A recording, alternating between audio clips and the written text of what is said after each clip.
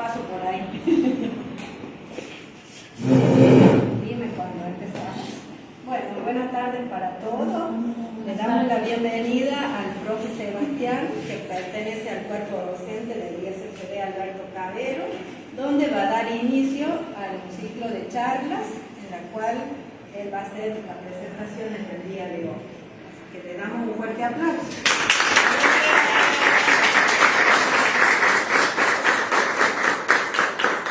Y agradecer la presencia en el día de hoy por homenajearnos en este año que cumplimos los 40 años, ¿sí?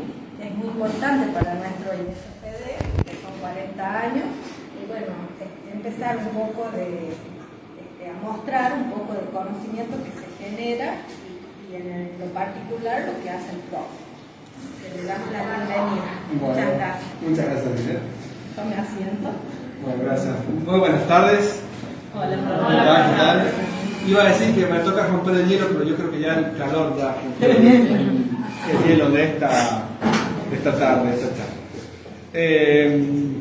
Bueno, contento de estar acá, aunque me siento en mi casa, me siento también invitado en esta oportunidad para poder presentar unos trabajos de investigación que estoy llevando a cabo con un pequeñito equipo conformado casi caseramente con mi papá, que es ingeniero, magíster y está haciendo un doctorado en cuestiones de programación y demás. Y esto se trata de modelos de Machine Learning aplicados a análisis de los resultados de pruebas de desempeño educativo. Vamos a ir desglosando concepto por concepto para entender de qué estamos hablando, pero van a ver que la verdad que es bastante interesante.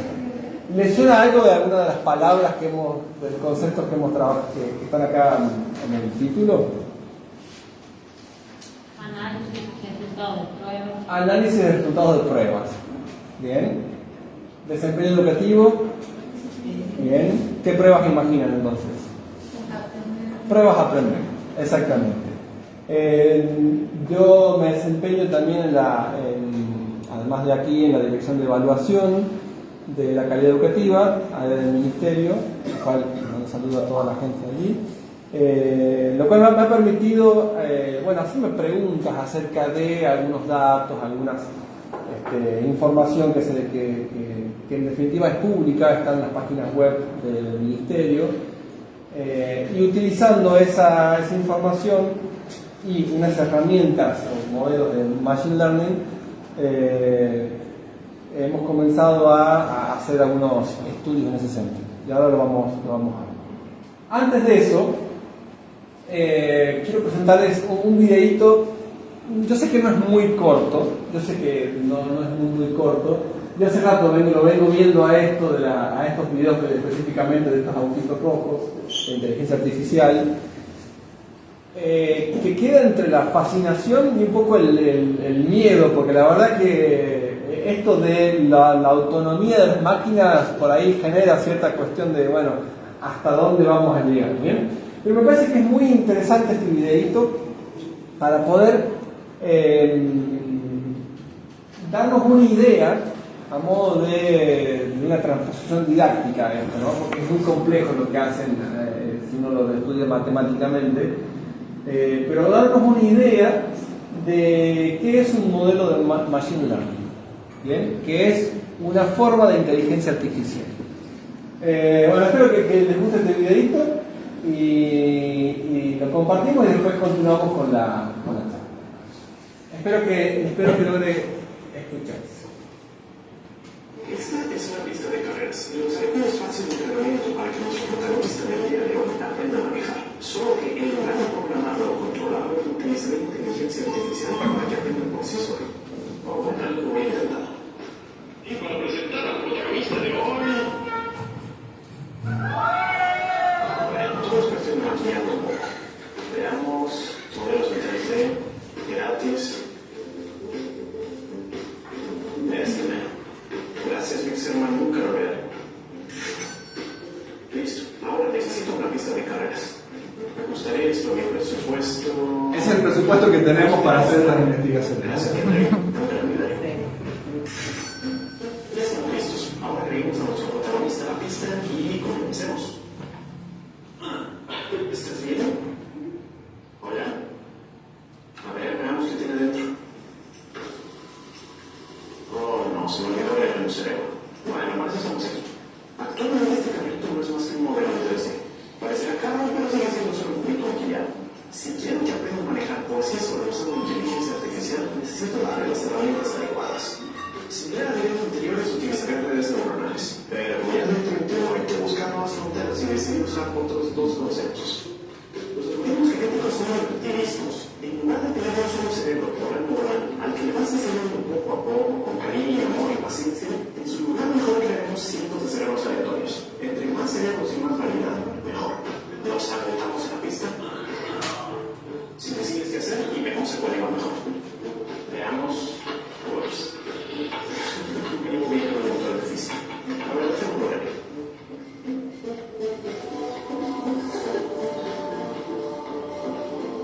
A ver, ¿qué le moví?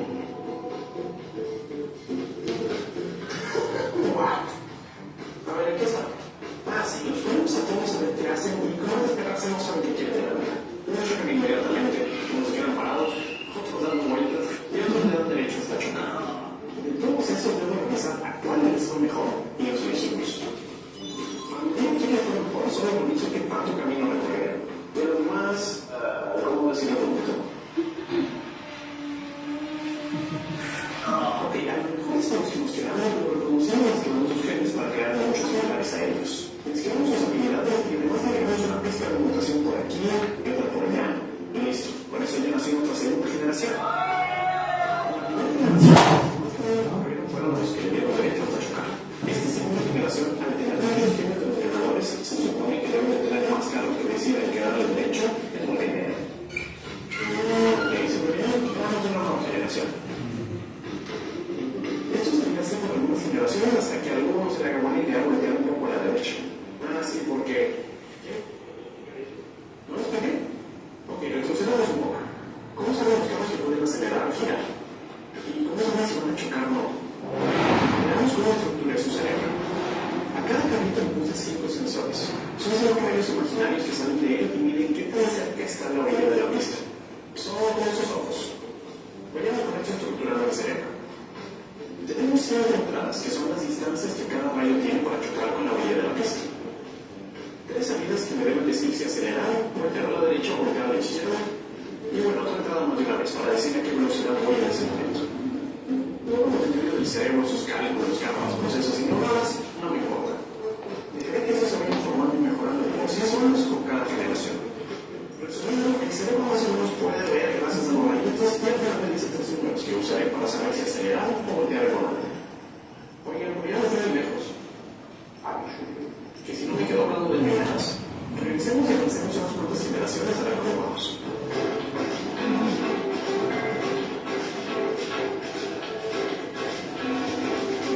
Ok, esta no tiene un trío de avance. ¡Oh, mi cosa! ¡Ah, tío, aventurero! ¿Hasta dónde van? Veamos lo que meto sus ojos. El cerebro de este carrito creó una relación que le dice que si tiene muy cerca la orilla de la pista a su izquierda, debe mover el volante a la derecha. Esto es gracias a las mutaciones. Cuando reproducimos a los mejores, las limitaciones permiten que de repente impulsemos conductos nuevas. Todavía no sabes si fue buena idea o no, pero al terminar, claramente quedará como ganador. Digo, no, pero en absoluto que te da la vuelta a la izquierda. Lo sabía. Como ganó por tanto, pasará sus genes a la siguiente generación. Y debemos ver más carros con esta característica de mover el volante a la derecha cuando detectar algo cerca a su izquierda. Ah, ¿qué les dije? ¿Cómo es bonita la naturaleza? Digo, ¿qué? ¿De qué me deben? Ah, sí. Sin embargo, ya no fue nada hasta ahorita, todo se suicida. Son finales avanzando mucho, pero debemos esperar a que la reproducción y la mutación nos den el cerebro que no solo voltea a la derecha, sino que también voltea a la izquierda cuando vean una pared muy cerca a su derecha. Avanzamos algunas generaciones para ver cómo van avanzando. Y veamos cuántas generaciones se requieren para que nazca el nuevo Nacional intentan llegar un poco más cerca de la meta. Veamos cómo se ve desde arriba. Al llegar a la curva, todavía todos se mueren.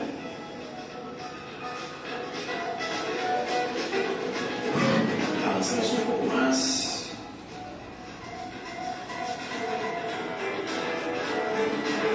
Con este ya se acercó mucho este de abajo. Veamos ahora la 16. Ahí está el explorador mutante. Este vehículo logró negar lo que hacía falta. Lo logrará.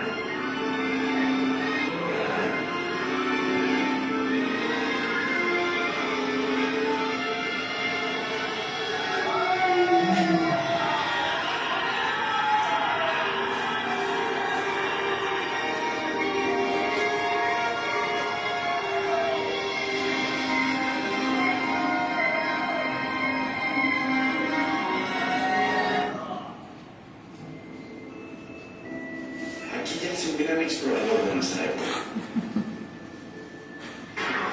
¿Recuerdan qué debe pasar ahora? Ahí lo tienen. Ahora son dos cabos que tuvieron los que eran el explorador.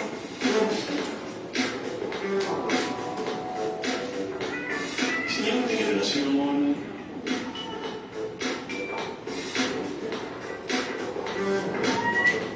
Ya. Definitivamente que el explorador ya se dispersó. Avancemos una última generación. Excelente. Veamos de arriba qué tal.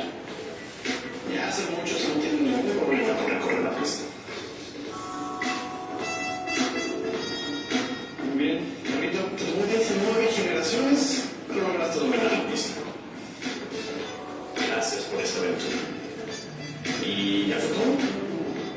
En realidad no. La imaginación es lo único que nos limita. ¿Podemos hacer que hombres de negocios aprendan a volar para llegar rápido a sus reuniones? ¿Podemos agregar los obstáculos para que aprendan a evadirlos, aunque a veces prefieren procrastinar? ¿Podemos poner un modelo en lugar de una pista y hacer que los carritos se peleen entre ellos? Las posibilidades son muchas. Si el video te gustó, suscríbete, deja un comentario si te gustaría ver más contenido de este tipo y hasta pronto.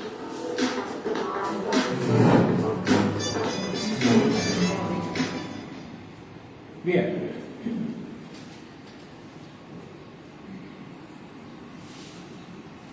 Ahí va. Bueno, ¿qué les pareció el videito? ¿Interesante? ¿Habían visto alguna vez algo de esto? No. Vamos por parte. ¿Quién les enseñó a los autitos a andar por la pista?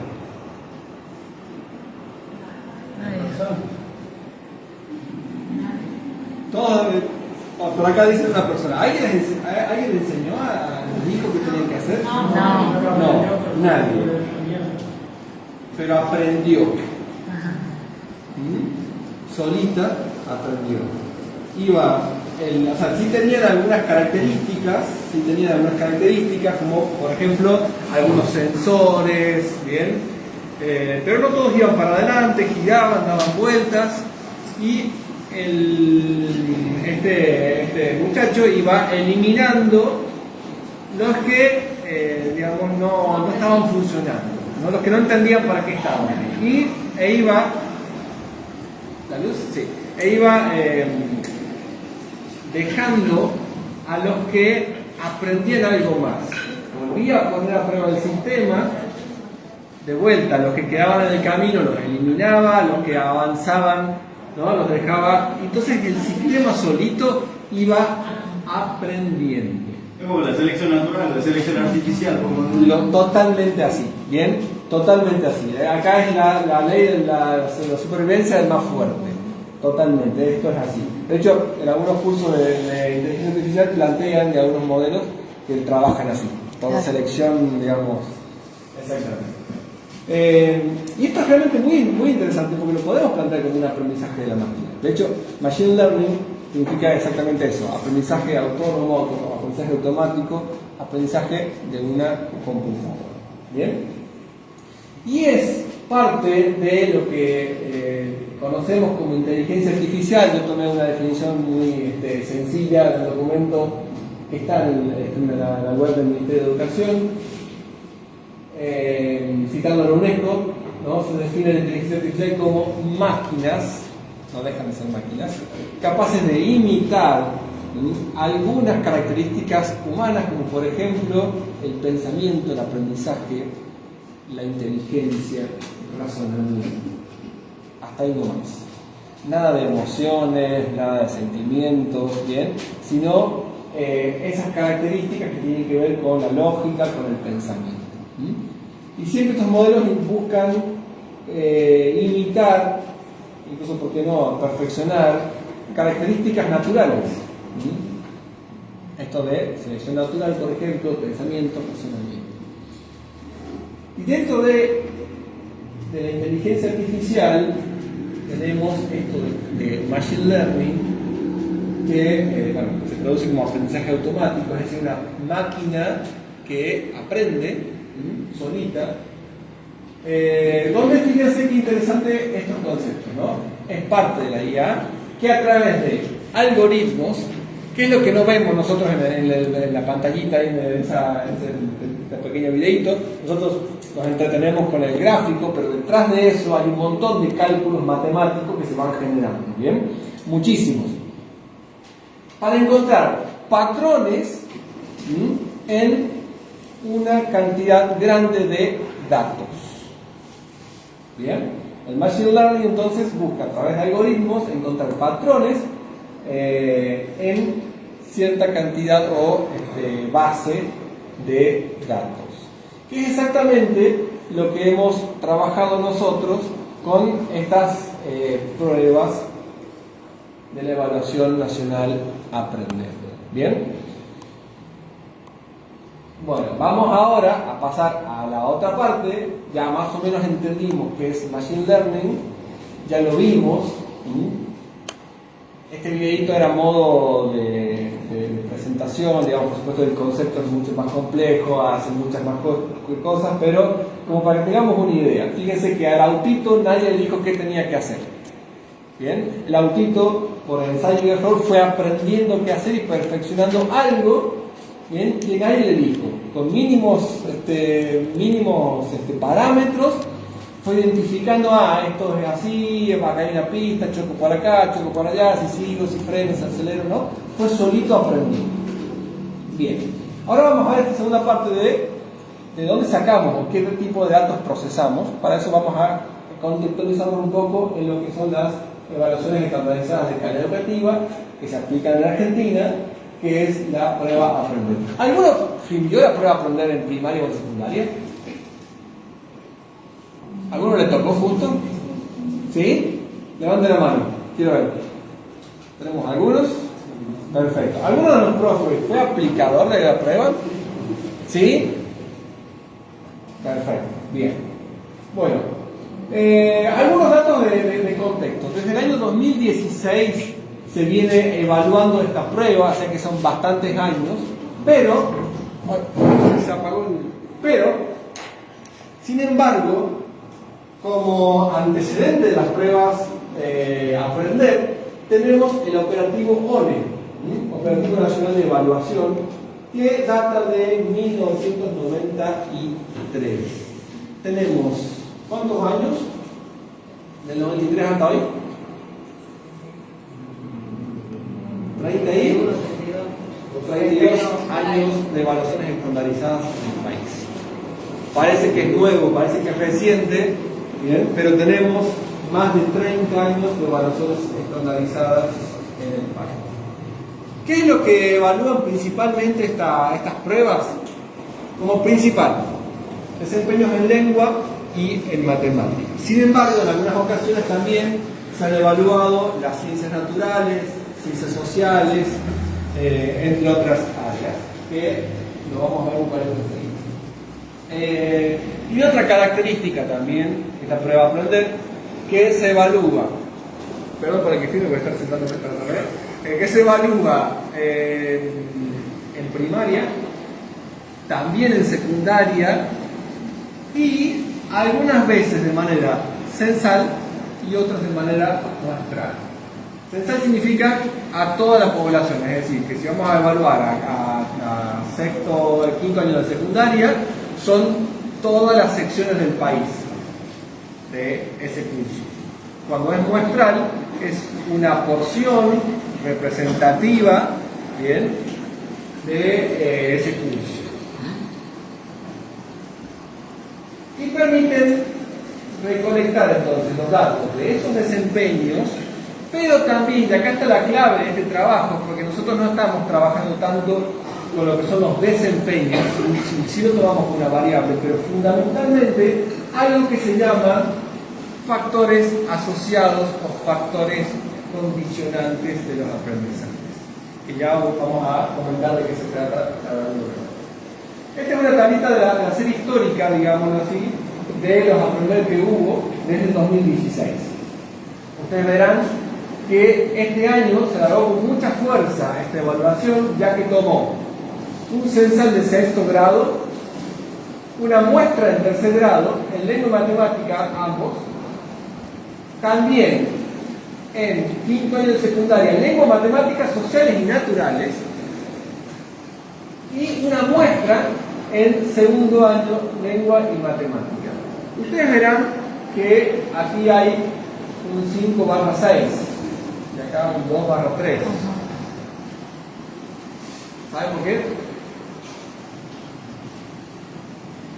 Bueno, porque la Ley Nacional de Educación permite dos opciones de organización de la primaria y secundaria. Una opción que es la que tenemos en la provincia, 7 años de primaria y 5 de secundaria, y otra opción que, si no me equivoco, la única que la tiene aquí en la provincia es el Colegio San Martín, que es de 6 años de primaria y 6 años de secundaria. Por lo tanto, para algunos, las técnicas son un año más, es el sexto año, o sea, de nuestro quinto año de secundaria más un año más.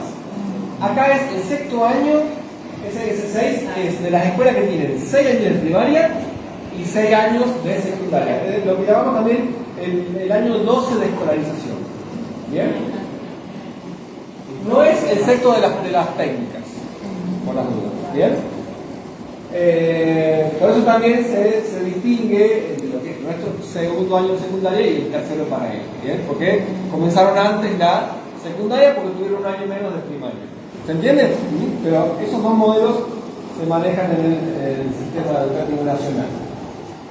Bueno, ustedes verán las variantes. Ya en 2017 en primaria ya no hubo lengua y matemática, lengua sociales y naturales, y un muestral de producción escrita solamente, no es lengua, sino es producción escrita.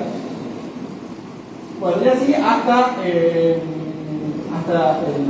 el año pasado, 2024, que fue en secundaria fue un censo,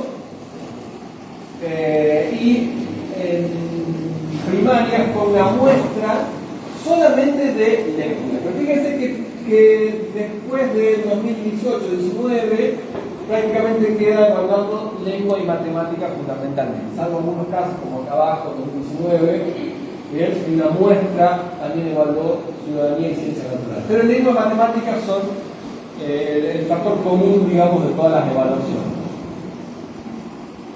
Y como les decía, y acá está la clave de estos datos que estamos analizando nosotros, aparecen estos factores condicionantes que lo llaman los manuales del ministerio, también los encontramos en la teoría como factores asociados al aprendizaje, que tiene que ver con ciertas variables que le dan sentido al dato de desempeño, que lo contextualizan, que le dan un marco de interpretación.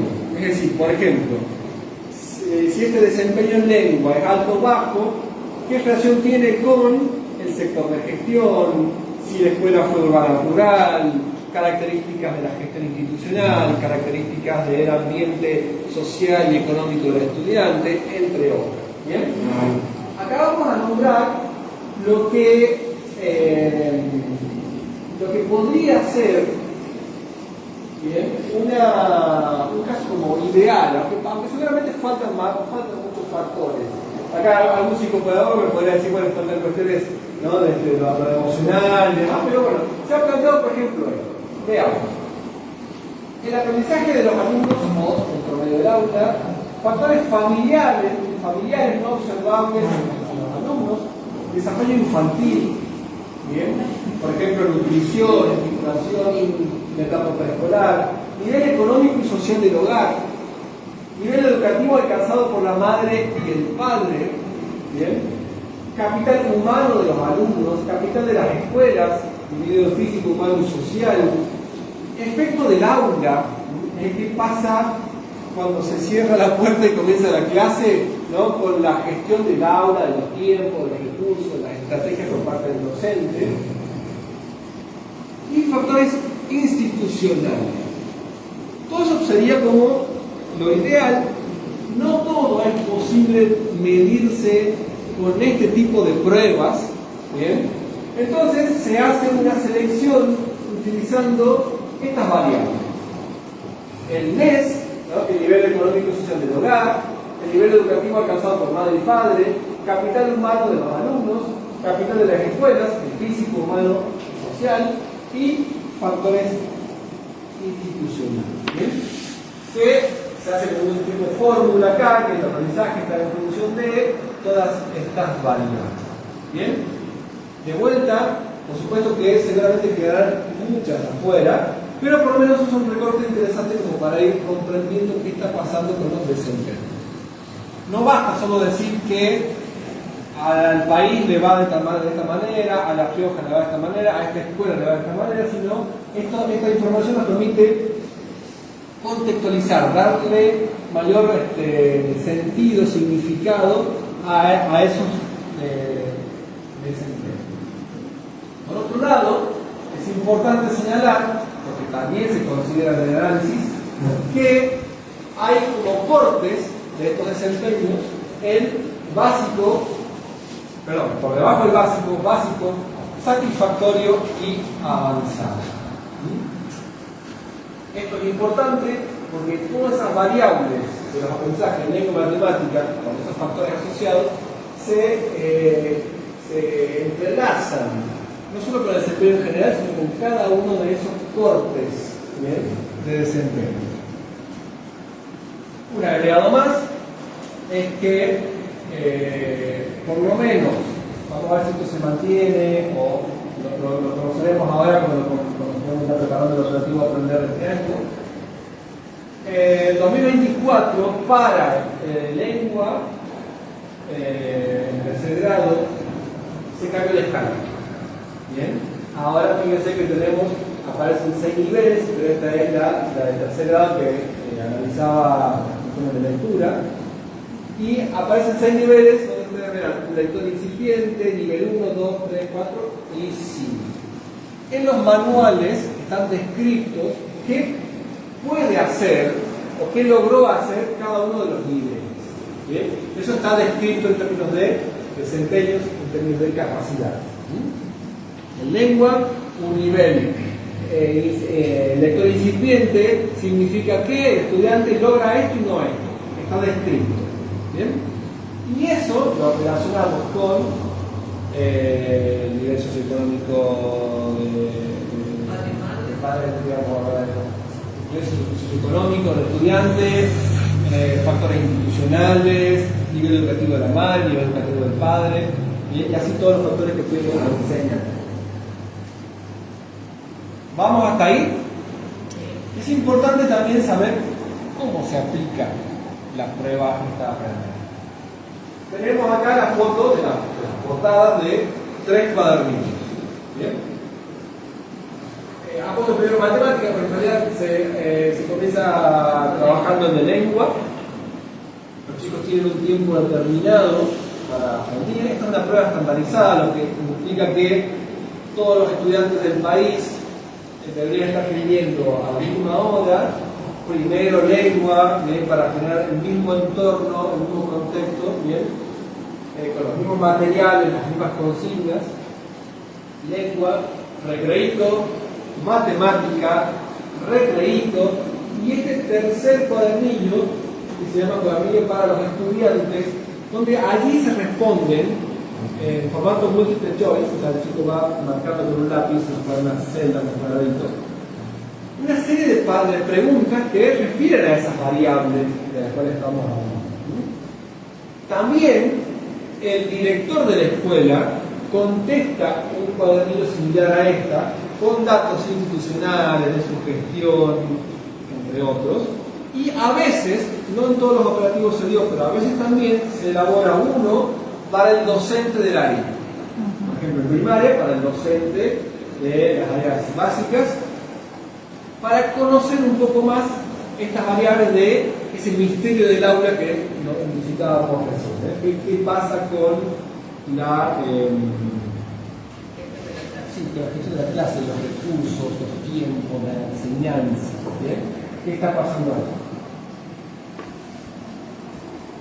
Y todo eso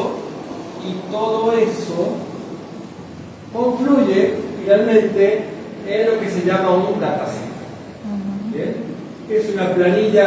Acá necesito un voluntario, un segundito. Una planilla. Vale, voy a salir un segundito. Es una planilla grande. Ya pasaste una vez. Vamos a ir, mira. Quiero hacer una pruebita para que vean y comprendan. Aquí, algunos otros estoy como dando vueltas. No, quédate.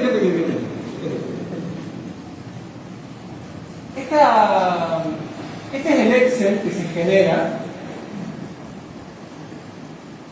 con toda esa información a nivel país. Es un Excel donde están codificadas todas las variables, ustedes verán acá arriba, por acá, todas las variables y todas las respuestas de los estudiantes. Imagínense esto a nivel país. ¿Bien? Yo ordené este Excel para que el M de desempeño, es decir, los desempeños de matemáticas, quedaran ordenados todos los 1, todos los 2, los 3 y los 4. Vaya con el mouse. ¿Me pueden ayudar a encontrar cuándo comienza el número 2? Baja, así con la ruedita o con la flechita de abajo. Mantener apretado. Bueno, yo podría estar prácticamente una hora hablando, porque fíjense que acá va por la fila 80, va llegando al 100, pero son aproximadamente 600.000 filas. ¿Bien? Así que se va a calambrar, como dice nuestra colega, hasta llegar a algún número. Esto nos muestra que vos puedes seguir, si querés arrastrar esto, así suavemente, y vamos a ver hasta dónde llegamos a encontrar un número 2. Fíjense que ya va por la 4000, y todavía ahí apareció el 2. ¿Bien? Pero ya vamos por la 18.000, y ahí apareció un 2. Imagínense procesar o trabajar con ese volumen de celdas, de datos. En total, si uno tomara todo el Excel, nos marca alrededor de 6 millones de datos. ¿Bien? Es decir, una montaña de información. Muchas gracias, María. Muchas gracias. Esto para mostrar que se necesita de alguna herramienta especializada para poder trabajar con estos enormes volúmenes de datos. ¿Bien? Porque no es nada sencillo. Para que abra este Excel, tardás un poquito. ¿Bien? Tardás un poco. Para modificar una celda, demorás. Para filtrar esto, te sale un cartel que dice: esta operación puede demorar un par de minutos. Está ordenando 600 millones de datos. 6 millones, 60 millones de datos. Es muchísimo. ¿Bien? Entonces, aquí aparece de vuelta este concepto que hemos trabajado recién de el machine learning, ¿bien? De la inteligencia artificial, para que nos ayude a procesar esta enorme cantidad de datos. Acá no se ve, pero bueno, es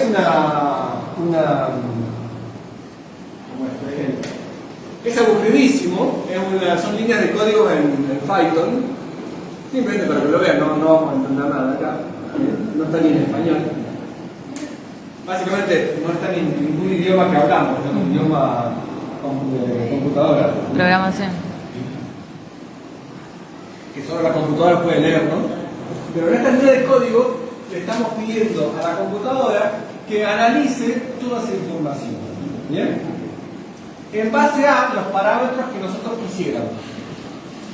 Por ejemplo, que analice todo en base a, no sé, los desempeños del lengua. ¿Qué relación, qué patrones encontrás, me decía la computadora, en esa nube, esa montaña de información? Y comenzamos con, ahora sí, lo más interesante. Aunque ustedes dirán, bueno, ¿por qué tiene interesante un gráfico de barras? O sea, yo prefiero una película de Netflix. Bueno, ¿qué es interesante esto? Lo que uno se pone a analizar. Por ejemplo, esto es un gráfico del Aprender 2018 primaria en lengua. ¿Bien? Y por ejemplo sale que la variable más importante, que más peso tiene, que más relevancia tiene en lengua, es el sector de gestión. Por ejemplo. Y surge otra, con mucha menos, pero también importante, es una pregunta que se hace en el cuadernillo de los estudiantes de, según vos, ¿cómo lees? Que tiene que ver con aprendizajes y enseñanza también. Es decir, algo de lo que pasa en el aula. Y fíjense qué interesante acá. ¿Cuál es el nivel educativo alcanzado por tu mamá? ¿Bien? Entre otros. ¿Bien? Entre otros. Esto parece el mismo, pero es en matemática. Bien. En matemática, curiosamente, ya no está el nivel educativo de la madre tan cerca, está más lejito. Bien. Aparece una otra variable, por ejemplo, como lo que es clima escolar. El sector de gestión sigue firme acá en pie, con menos importancia, y se reemplaza el cómo crees que lees por cómo resuelves problemas o cálculos matemáticos. Bueno, y así un montón de otras variables. Y vamos a ver algunos ejemplos de otros gráficos para ver si esto realmente tiene sustento en otras investigaciones, porque en estas bajas podrían estar, digamos, podrían ser erróneas. Entonces, bueno, un poco las premisas de los trabajos hasta ahora realizados fue probar, digamos como hipótesis, que las herramientas de Machine Learning, algunos modelos, nos sirven para analizar y procesar este tipo de información de manera válida, de manera certera, con información que se pueda contrastar también con otras investigaciones. Y vamos a ver un ejemplo. Esto es lo que uno de los este es un extracto también del 2018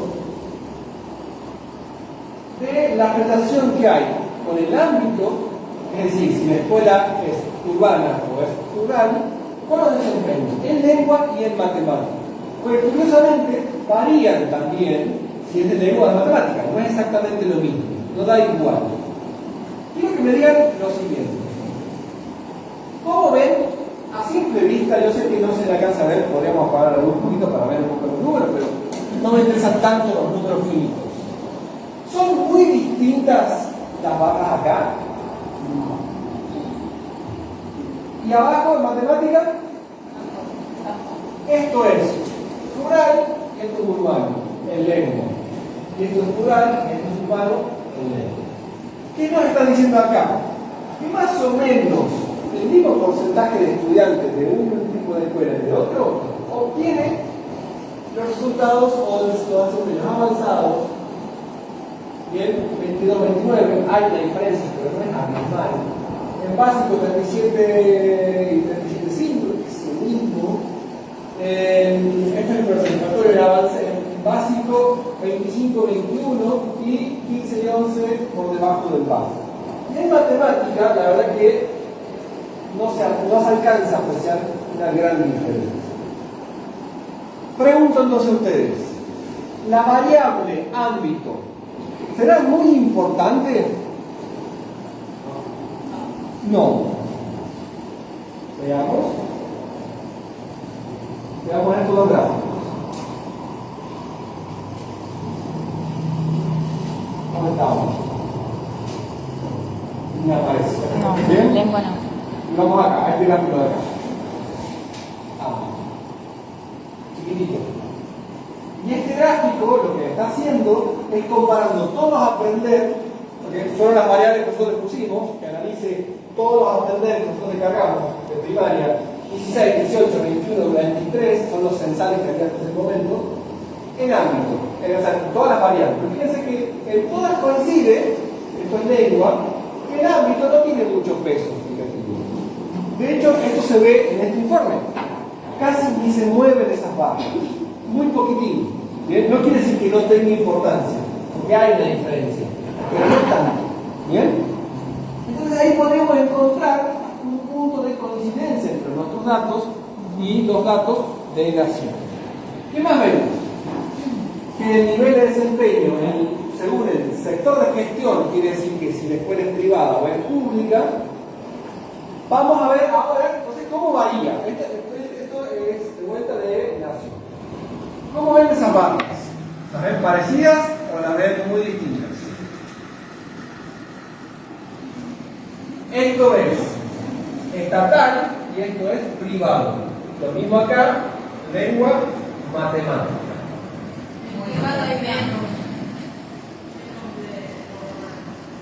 El gris es nivel avanzado, satisfactorio, básico por debajo del básico. ¿Hay mucha más diferencia? ¿Qué creen ustedes? Sí, ¿no?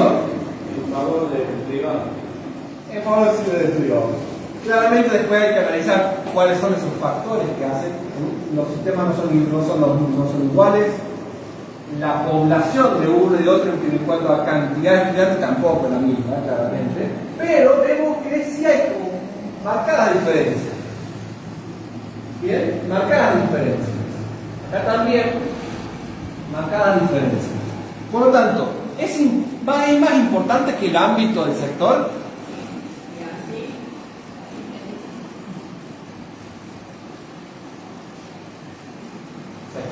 Bien, nos sale entonces otra coincidencia más, que el sector, en todos los que vamos a aprender, tiene mucha importancia, mucho más que, por ejemplo, el ámbito. Bien. Hay muchas otras coincidencias, muchos otros puntos que nosotros hemos ido analizando con estos cálculos que realizamos. Quiero mostrarles dos más. Y acá hay una curiosidad. Fíjense el nivel socioeconómico o nivel social de la familia, económico también. ¿Qué pasa acá? Hay un verde que se dispara, que está diferente a los otros. ¿Bien? ¿De qué aprender es? 21. ¿Qué pasó en el 2021? Pandemia. Pareciera que hay algo, bien, de lo social, de lo económico, que afectó mucho ese operativo aprender. A nosotros nos sale así el cálculo. Vamos a ver qué dicen los reportes oficiales.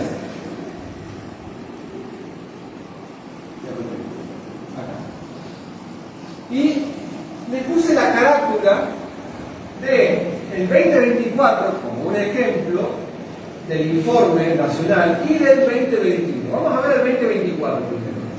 Se lo leo porque no alcanzan a leer de él. Dice, la importancia del ambiente alfabetizador, entorno escolar, entorno familiar, recursos disponibles, prácticas de lectura, factores asociados, variables que inciden en el desempeño escolar, nivel socioeconómico de la escuela, oferta, antigüedad del director del cargo, trayectoria educativa, asistencia a nivel inicial, y así todos los puntos de un índice. Viene un montón de puntos.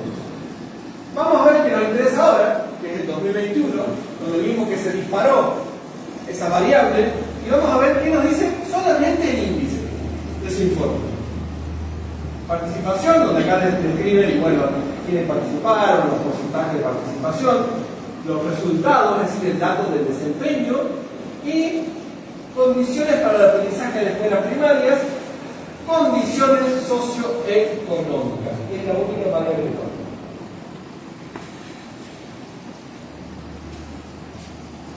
Hay otras en el informe, pero acá en el índice, bien, y toda posesión de recursos, condiciones condiciones del hogar está totalmente relacionada con el factor socioeconómico. Lo social y lo económico como el centro. Fíjense que después habla del modelo estadístico, de las conclusiones, anexos, pero ese informe en la carátula ya me está diciendo que este verde fue claramente importantísimo. Una variable absolutamente clave para comprender esos desempeños en lengua y en matemáticas. Y eso es lo que nosotros obtuvimos en nuestros cálculos usando estas herramientas. ¿Qué más? Bueno, ¿qué es lo interesante? Porque uno podría decir, bueno, pero si esto ya lo hace Nación, ¿cuál sería lo interesante de que lo hagamos nosotros? Bueno, es que son otros modelos, ¿bien? Y una vez que uno tiene esa herramienta, porque Nación los procesa con cálculos estadísticos y otros sistemas, nosotros lo hacemos con Machine Learning. Tenemos la capacidad de comenzar a producir, a jugar con variables que los informes no te muestran. Por ejemplo, acá pusimos algunas variables y dividimos el país, ¿bien?, en las regiones. ¿Bien? Región de Cuyo, del noroeste, de Brea, Pampeana, Patagónica, Java y el total del país. Y vemos, bien, esto por supuesto hay que hacer análisis profundo de qué significa, digamos, todas esas variaciones, pero vemos cómo no actúan de igual manera esos factores condicionantes en las regiones del país. Este que ya lo mostré, de lengua, cómo varía en matemática, fíjense, una cosita acá, como casi siempre el nivel educativo de la madre tiene más peso que el padre. ¿Bien?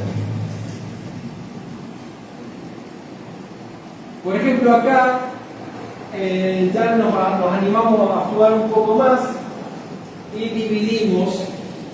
Esto es así, es medio complejo de explicarlo y de entenderlo, pero le pedimos a la máquina que de los desempeños en lengua dividiera en los diferentes niveles sociales que se miden, el 1, el 2 y el 3, para ver cómo todas esas variables intervienen en los diferentes niveles sociales y económicos de acuerdo a los desempeños en lengua.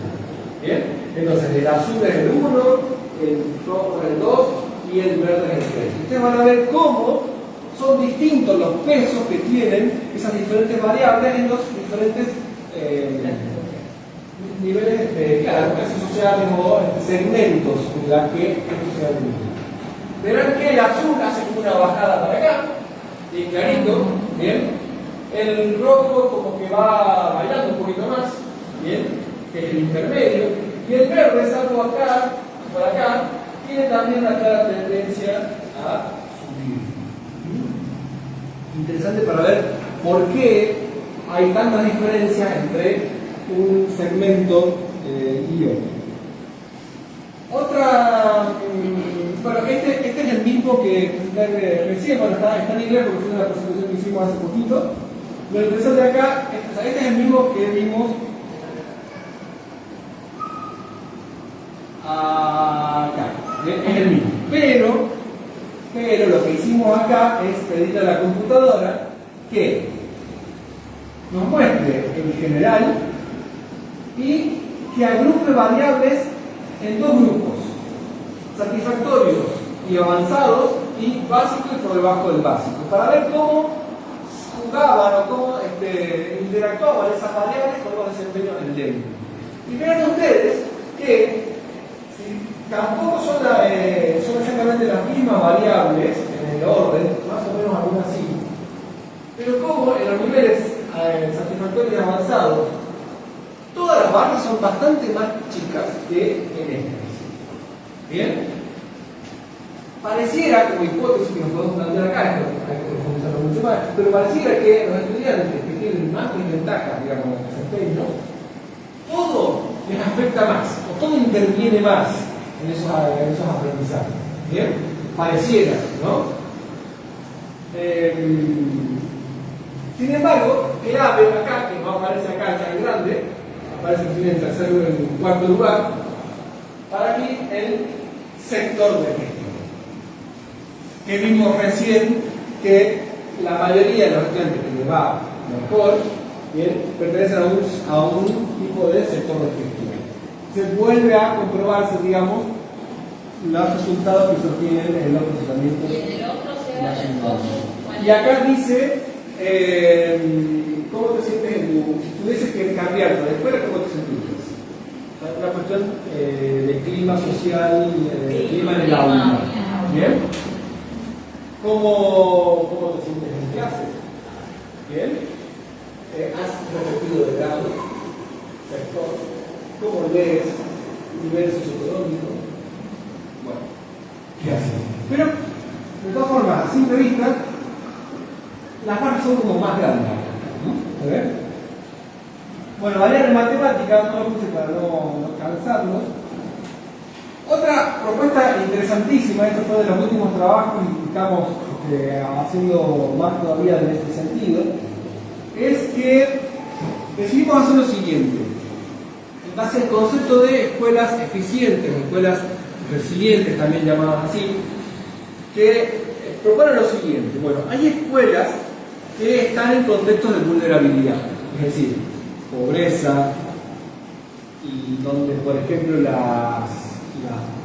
nivel educativo de las mamás de esas escuelas es muy bajo. ¿Bien? Pareciera que es importante eso porque, por lo general, o sea, no solo es la cuestión de el hogar, el qué se lee, cuánto se lee, este ambiente alfabetizador, este capital cultural familiar, sino también es la madre muchas veces la que se sienta a ayudarle en las tareas escolares, ese refuerzo que hace. Si en ese caso no está el chico, bien, porque la madre no sabe leer y escribir, bien, entonces el chico aprende solamente en la escuela. Bueno, pero hay escuelas que a pesar de esos contextos tienen altos desempeños.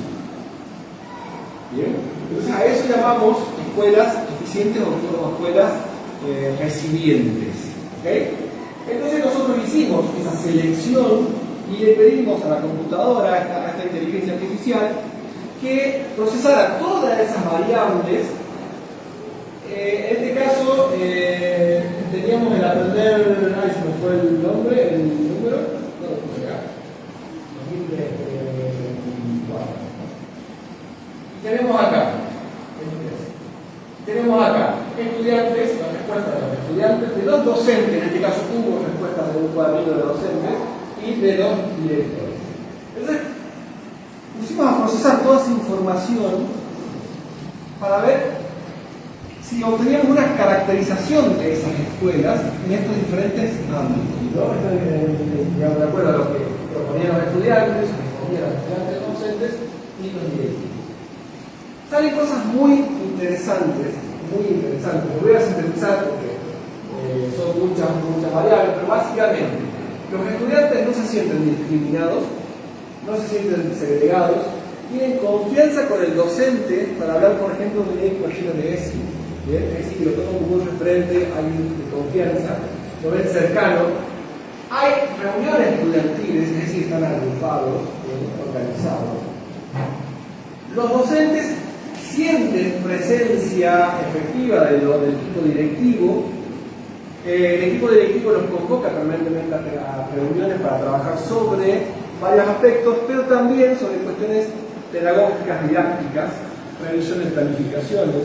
Los docentes varían sus actividades, realizan salidas educativas y utilizan materiales curriculares y libros en sus clases. Y el equipo directivo está completo con secretario, vicedirector, director. Y otra cosa interesante también que sale aquí es que muchas veces el director es también docente de la escuela. ¿Bien? Eso a nivel país. Y ya bueno, terminando con lo último, ayer casualmente le mandaba a mi papá este recuadro de una investigación medio viejita ya, pero sobre escuelas resilientes, que dice lo siguiente. Esto es de la UNESCO. La importancia del presente estudio es que presenta casos exitosos con buen rendimiento escolar sostenido en el tiempo, a pesar de las condiciones adversas, de esto que les contaba antes. Aparecen los profesores comprometidos con su trabajo, directores líderes, profesionales actualizados en la materia, metodologías y contenidos que rescatan la experiencia cotidiana de los alumnos para hacer más fácil el aprendizaje. ¿Bien? Entre otras cosas. Muy similares a nuestras observaciones, nuestras variables. Por supuesto, conjugaron muchas otras técnicas de recolección de información, como entrevistas, observaciones, no solamente lo que se comentó en el cuestionario, pero coincide bastante, digamos así, ¿bien? Traduciendo lo que dice, es bastante similar. Nos queda cuenta de que nuestros procesamientos son bastante válidos y bueno, estamos teniendo todavía la satisfacción de que se están aprobando y los podemos estar presentando en algunos congresos, tanto nacionales como internacionales. Así que bueno, en eso estamos, ¿bien? Como decía el muchacho del video, el presupuesto es así nuestro, ¿no? Pero lo hacemos con mucho gusto porque estamos muy entusiasmados, vemos que esto es muy interesante. Cada vez que lo conversamos, tema que se conoce poco en esto de los factores asociados, siempre que hablamos de aprender, vamos únicamente al desempeño. Esto es muy interesante y estas herramientas de Machine Learning agregan un plus más también de actualidad en lo que estamos viviendo como sociedad y como sistema. Así que bueno, eso es todo.